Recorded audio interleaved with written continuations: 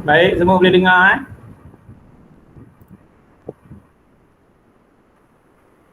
Boleh. Okey, hari ini saya akan ajar tajuk penyalahgunaan bahan. Okey, tengok dekat skrin ni, kalau ada buku tab pun lagi bagus. Okey, dia ada 4 sub standard atau standard pembelajaran. First kali kita menjelaskan punca penagihan berulang. Kenapa penagihan ni boleh berulang Okey. Kemudian membincangkan implikasi penagihan berulang. Okey, sekarang ni pun ada vaksin kan. Sebenarnya dalam vaksin ni pun dia ada dos dadah. Sebab apa? Dia untuk melawan sakit daripada COVID-19 tu. Kan, semua tu mesti ada ubat dia kan. Selain daripada nak lawan dengan virus tu, dia mesti tahan sakit juga. So dia kena ada alkohol dalam tapi untuk istilah perubatan ni dia memang wajib lah. Okey, yang kedua ialah membincangkan implikasi penagihan berulang. Kenapa, apa kesan bila dia berulang. Ketiga, membincangkan cara menangani penagihan berulang. Okey, macam mana nak mengatasi penagihan berulang dan menjana idea bagaimana rakan, keluarga dan masyarakat membantu golongan yang mengalami penagihan berulang berasimilasi dalam komuniti. Macam mana kita nak layan orang yang kalau kita terjumpa lah dengan orang yang isap dadah ni, kita nak layan macam ni kan. Okey, itu yang kita nak belajar hari ni. Okey, dalam sekurangnya saya sampai mungkin 8.40 ke 8.35 ke awak lepas tu akan buat latihan pengukuhan. Okey, kita tengok apa tu penagihan berulang. Okey, tajuk penyalahgunaan, tapi dia punya lepas tu akhirnya bincang pasal penagihan berulang. Okey, apa itu penagihan berulang? Keadaan seorang penagih yang telah dipulihkan tetapi kembali menagih. Ini orang inilah orang isap dadah ni. Dia suka ulang balik apa yang dia buat sebelum ni. Okey. Antara contoh penagihan berulang ialah kembali menagih dadah, merokok dan ketagihan alkohol. Boleh berulang juga kalau minum alkohol dia boleh tertagih balik. Sebab apa? Alkohol ni dia satu benda yang orang panggil sedap lah kan. Dadah pun orang panggil sedap lah. Dia macam makan. Tak nak cerita kat sini nanti awak nak pula. Okay. Di Malaysia, masalah penagihan berulang merupakan suatu cabaran besar kepada negara. Okay. Dia satu cabaran lah. Ramai yang mati pasal alkohol, pasal dadah ni. Accident lah, dadah pula menyebabkan inilah penyakit HIV, AIDS, boleh menyebabkan matilah. Apakah faktor utama ini yang menyumbang kepada kecenderungan penagihan berulang dalam kalangan penagih dadah, rokok dan peminum alkohol? Kita tengok kat sini. Secara teorinya, apabila lebih ramai penagihan berulang diberikan khidmat rawatan dan pemulihan, seharusnya bilangan yang kembali menagih semakin berkurang. Tetapi hakikat yang berlaku adalah sebaliknya. Jadi makin kena rawat, makin meningkat dia punya bilangan. Bukan dia makin berkurang. Dia makin cari kawan. Dia kawan. Sebab tu sebenarnya asal usul dadah ni ialah kawan. Sebab kawan yang tarik kawan. Bila kawan tu dia jumpa benda pelik je, dia pun tengok bawa kawan sekali, menarik kawan dia. Macam itulah mula. Okey, sebab tu dia boleh meningkat melalui kawan. Antara sebabnya ialah kurang keyakinan diri dan mudah terpengaruh dengan rakan dan kurang sokongan keluarga. Keluarga tak support kat sini lah. Itu yang macam dia duduk. Keluarga bukan sekadar pendorong, malah menjadi kuat semangat untuk memastikan kejayaan penagih menjalani kehidupan yang positif. Lalu keluarga ni dia suka memulaukan. Dia tak campur, dia tak tegur, dia malu, dia takut. Sesama keluarga tu. Okay, walau daripada kecil sama-sama besar. Bila dah kes jadi macam ni, penagihan berulang, dia akan rasa macam takut atau malu untuk tegur. Okay? Justru sokongan keluarga dianggap penting dalam memastikan golongan penagih ini mampu melakukan perubahan dalam hidup mereka. Okay? Keluarga ni penting lah. Cinta keluarga, love. Klasifikasi penyakit antarabangsa WHO 1994 menyebabkan ketagihan terhadap sesuatu bahan termasuk alkohol dan dadah sebagai gangguan mental. AADK, Agensi Anti Dadah Kebangsaan 2019. 2019 ni. Okey, tahun 2019 dan masuk 2020 ada lagi kes dadah ni. Tapi kita belajar hari ni supaya awak ambil pengajaran lah. Dari 2020, dari dekat 2020 masih lagi COVID pun ada lagi tengok. So, Agensi Anti Dadah membagi lagi definisi baru 2019 bermulanya COVID-19. Ego. Ya saya. Orang politik ambil dadah ego. Macam weng-weng ego tak ada orang. Semua orang. Agung boleh tak? Siapa-siapa yang bernama manusia.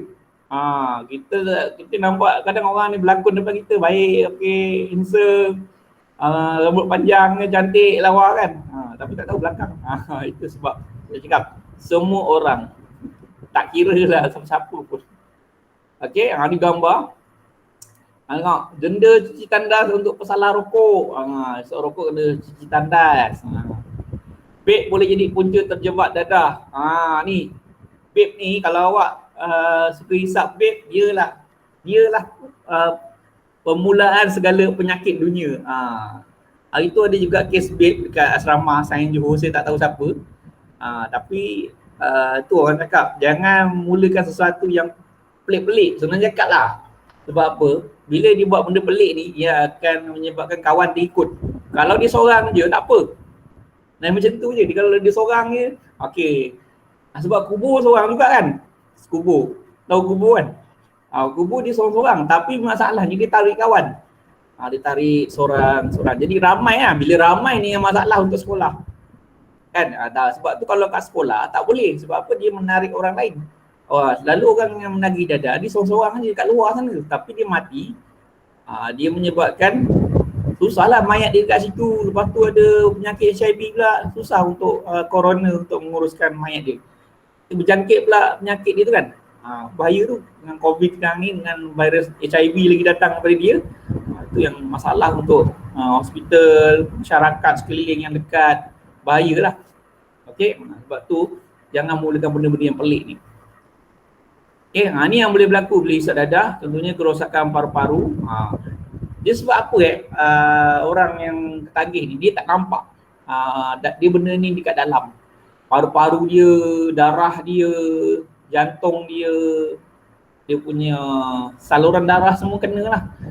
Macam dia minum alkohol, hisap vape, hisap dadah. Apa lagi satu? Lupa ni.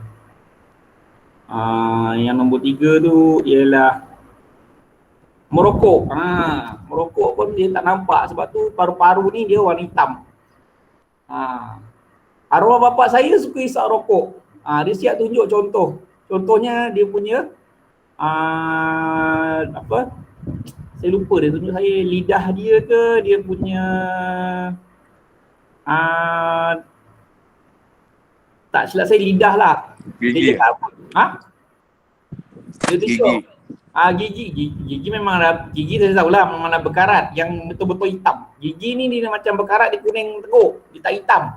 Dia sebab gigi asal usul dia putih. Bila dia kena gigi, kena dengan hisap rokok, kalau dah sampai hitam tu tinggal je lah malaikat maut je. Apa ni? Dia kuning. kuning betul. Okey, ni yang teruk lidah lah.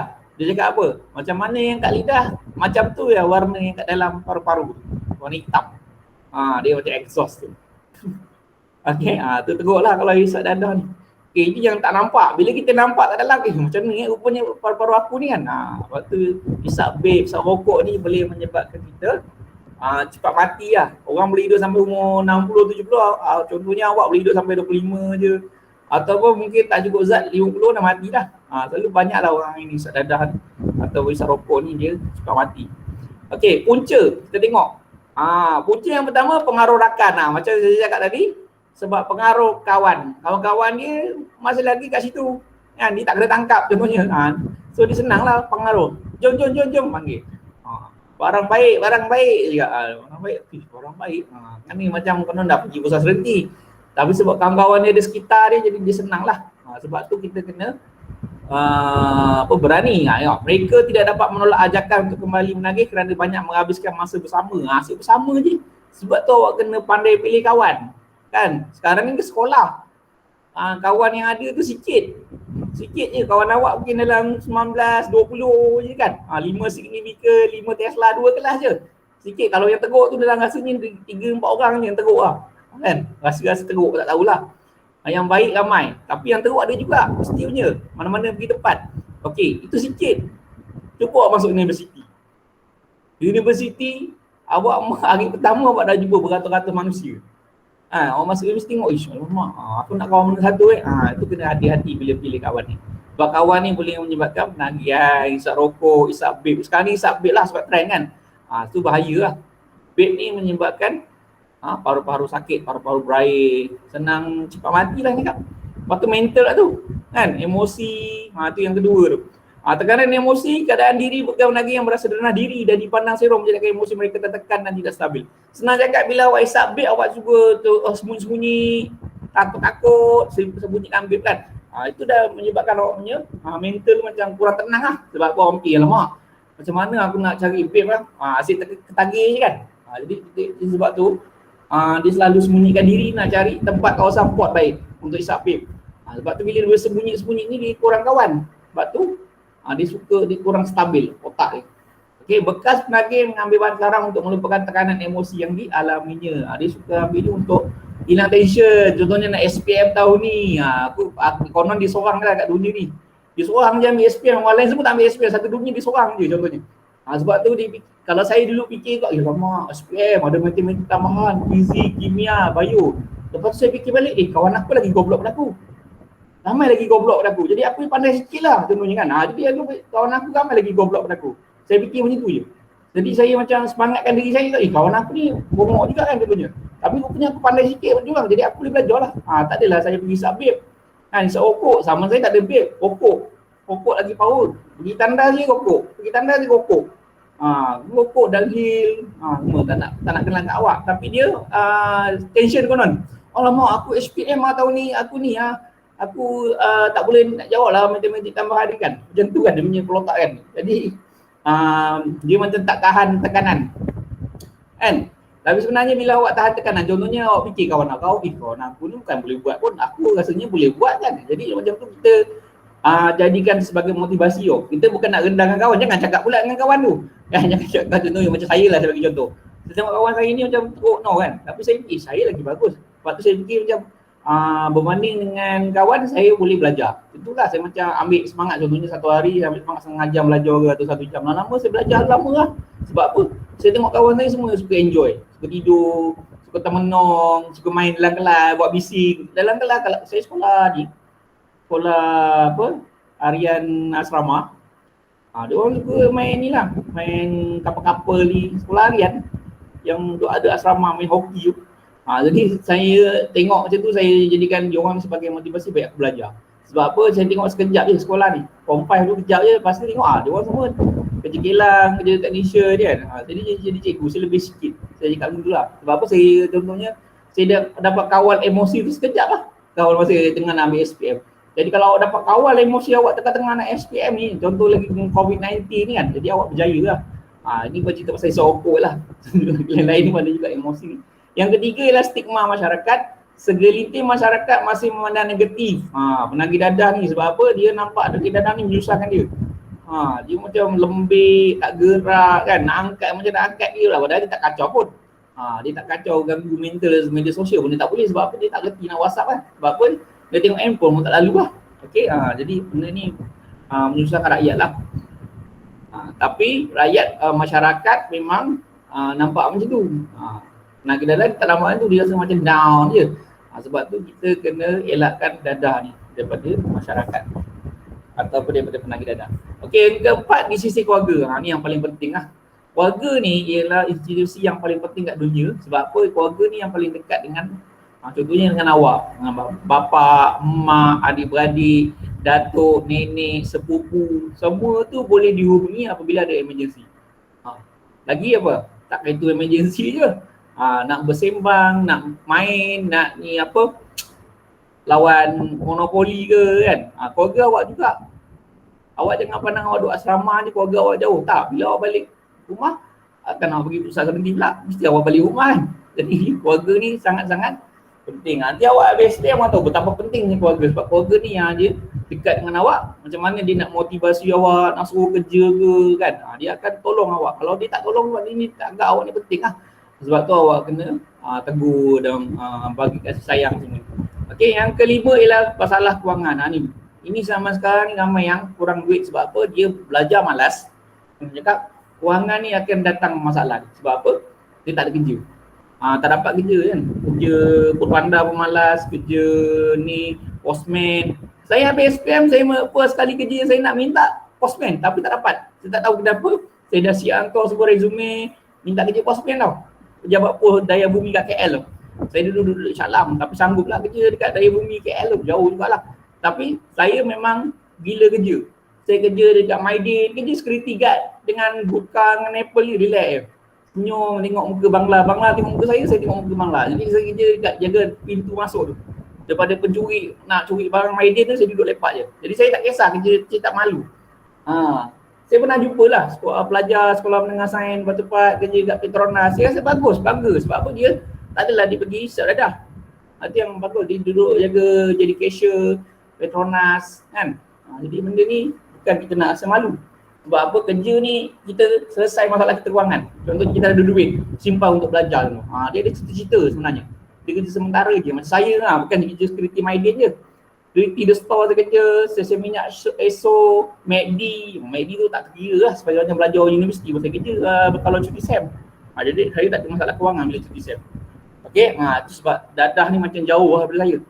Okey, yang kedua ialah implikasi penagihan berulang. Apa kesan apabila orang hisap dadah ni berulang? Yang pertama, kesan ketagihan alkohol. Apa yang jadi? Koordinasi gerak tubuh dan juga gangguan kepada pertimbangan kewarasan fikir mengakibatkan kecederaan diri. Boleh bunuh diri lah. Dia kalau tengok-tengok orang jalan dekat highway tu, dia jalan arah lawan arus. Sebab apa? Pelotak dia tu tempat lain dah. Bukan kat situ otak dia. Minda dia pergi dah high orang cakap kan. Dia boleh menyebabkan langgar, orang boleh mati lah. Pemandu yang mabuk boleh menyebabkan kematian kepada pengguna jalan raya lain disebabkan ketidakseimbangan mental yang dialami semasa kejadian. Itu dia. Okay, dia tak center pelotak dia dengan fizikal. Kajian saintifik menunjukkan berkaitan antara pengambilan minuman beralkohol dalam kalangan wanita yang mengandung dengan kecacatan dan keabnormalan janin dalam kandungan dikenali sebagai fetal alcohol syndrome. Sebab apa? Bila orang mengandung minum alkohol ni, anak dia boleh cacat jadi OKU. Kalau awak tengok lah, saya bukan nak cakap resis kaum orang Cina ramai ya. Dia punya anak OKU ni dekat pusat sekolah-sekolah pendidikan khas ramai bilangan dia. Penuh. Saya dekat sini kat Yompeng, SK Yompeng, SK Cina Yompeng, dia cakap ramai. Melayu nak jumpa susah. Sikit seorang dua kan. Kenapa? Inilah punca antaranya alkohol. Kedua ialah kesan ketagihan rokok. Individu yang merokok berisiko mendapat penyakit seperti bronkitis kronik, emphysema dan kanser paru-paru. Kanser tu. Dah tinggi lah, label-label 4, 5 tu mati terus. Asap rokok yang dikeluarkan oleh perokok aktif boleh mengakibatkan individu yang berdekatan terdedah kepada asap rokok tersebut dan secara tidak langsung menjadikan perokok pasif berisiko. Orang yang tak isap rokok pun senang dapat penyakit. Kita tahu lah semua ni. Kalau yang perempuan yang mengandung kekurangan oksigen dalam hemoglobin, sebab tu boleh menyebabkan janin dalam kandungan tidak membesar dengan normal lah. Baby tu ada kecil. Orang berat 3 kilo, dia 1 kilo. Mungkin faktor dia antaranya rokok lah mungkin lah.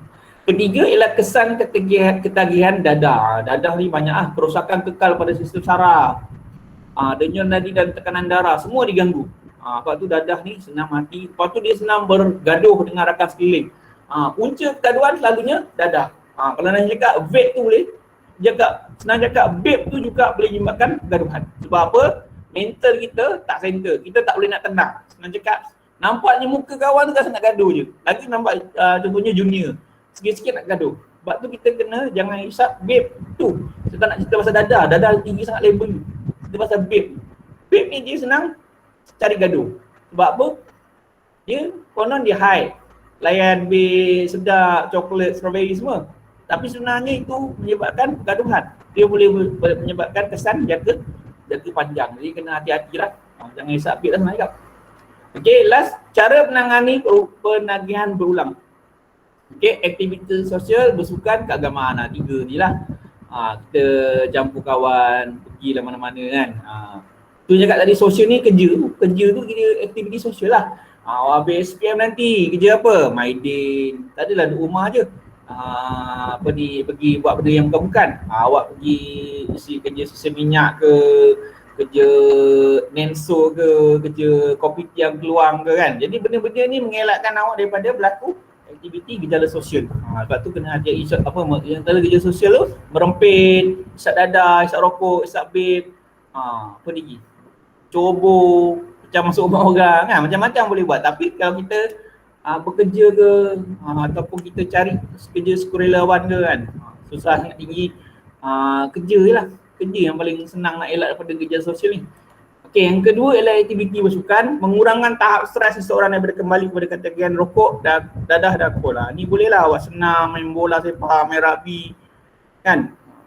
Sebab tu kalau dekat asrama SBP ni, penting petang tu bersukan. Jangan cakap orang dewasa je yang tagih isap rokok. Yang remaja umur 13 hingga 17 ni pun boleh tagih isap vape. Sebab apa? Dia tak bersukan. Petang-petang tu kena bersukan. Kalau awak tak bersukan, berat badan awak naik. Sebab tu kena hati-hati. Awak tak sukan ni, awak akan menyebabkan awak senang naik berat badan awak. Okey, yang ketiga ialah aktiviti keagamaan. Melibatkan diri dengan aktiviti keagamaan ni macam sembahyang kan. Sebab tu kena campur dengan orang lain lah, semua cakap. Jangan tak campur. Kawan-kawan. Lepas tu sembahyang ni boleh mendekatkan diri kepada Tuhan dengan kita tak adalah masa waktu asar tu kita pergi melepak ke tempat-tempat yang tak sepatutnya. Waktu asar pergilah masjid. Waktu maghrib lagilah. Jangan macam saya tengok sekarang ni dekat taman saya sendirilah. Saya cakap ramai yang geng-geng budak ni umur-umur 13, 14, 15, 17 pun ada. Dia suka main basikal lajak.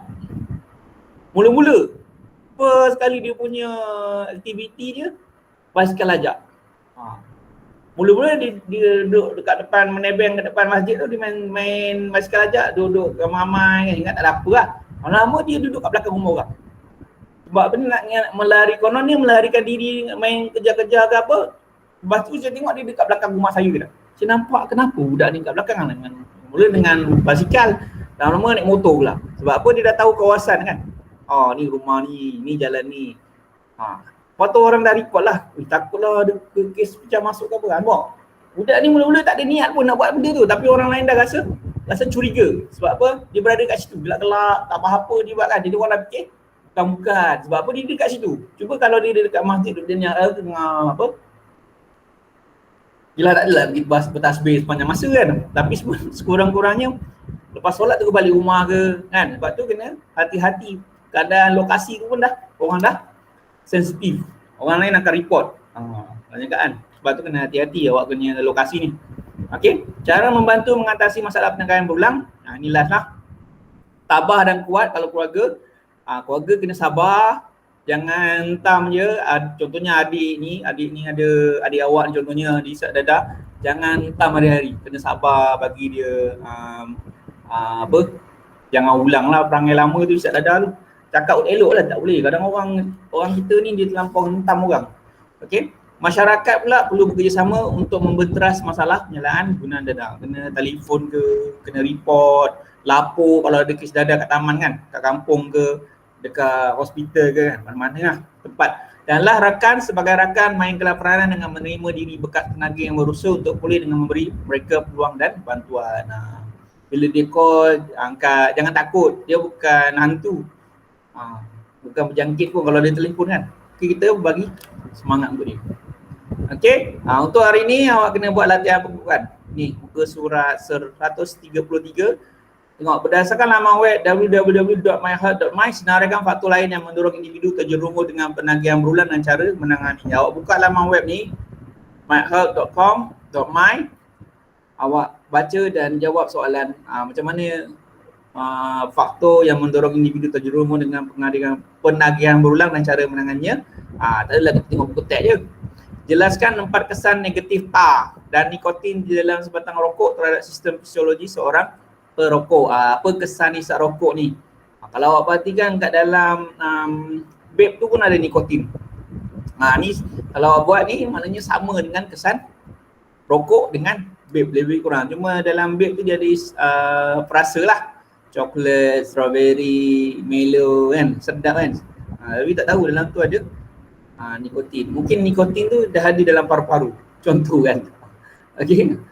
Okey, boleh buat sekarang latihan pengukuhan ni?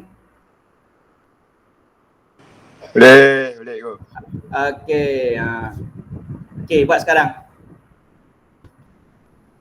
Pukul 8.59 saya tanya balik dah siap ke belum?